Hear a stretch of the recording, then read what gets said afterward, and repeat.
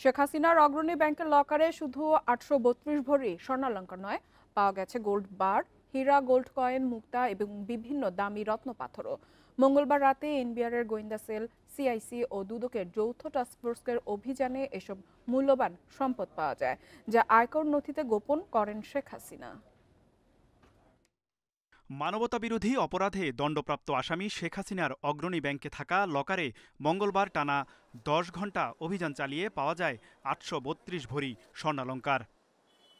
অভিযানে অগ্রণী ব্যাংকের এই লকারে শুধুমাত্র স্বর্ণালংকার নয়, পাওয়া গেছে আরও মূল্যবান জিনিসপত্র। এর মধ্যে রয়েছে স্বর্ণের বার, হীরা, স্বর্ণের মুদ্রা, মুক্তা এবং দামি রত্নপাথর। এছাড়া ১৯৯৯ সাল থেকে পাওয়া এসব উপহার রাষ্ট্রীয় তোষাখানায় জমা রাখার নিয়ম থাকলেও তা না করে নিজের কাছে রেখে দেন শেখ হাসিনা। শেখ হাসিনা তার আয়কর নথিতে মাত্র ১৩ লাখ টাকা মূল্যের স্বর্ণালংকার দেখালেও স্বর্ণের কোনো পরিমাণ উল্লেখ করেননি, যা আয়কর আইনে গুরুতর অপরাধ। ২০২৪ সালের ২২ ডিসেম্বর শেখ হাসিনার লকার ও ব্যাংক হিসাবের তথ্য চেয়ে বিভিন্ন ব্যাংকে চিঠি দেয় এনবিআরের গোয়েন্দা সেল সিআইসি।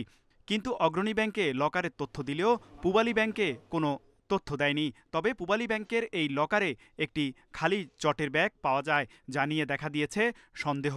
লকারের তথ্য না দেয়ায় পূবালী ব্যাংকের এমডিকে শোকজও করা হয়েছে। জব্দ করা স্বর্ণালংকার, বার, হীরা ও রত্নপাথর সহ অন্যান্য দামি জিনিস শেখ হাসিনার লকার থেকে বের করে ব্যাংকের তত্ত্বাবধানে রাষ্ট্রীয় তোষাখানায় রাখা হয়েছে। নির্বাহী ম্যাজিস্ট্রেট যিনি ছিলেন, উনি এককভাবে সবার উপস্থিতিতে কাজগুলো করে ওনারা একটা সিজাল লিস্ট করে, যে পরবর্তী প্রক্রিয়াটা ওনারা এটা সিলগালা করে দিয়ে গিয়েছেন এবং আমাদের একটা সংরক্ষিত জায়গাটা রাখা আছে।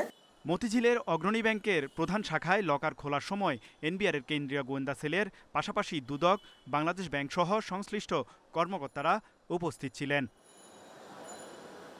তৌহিদ রানা, ইন্ডিপেন্ডেন্ট নিউজ, ঢাকা।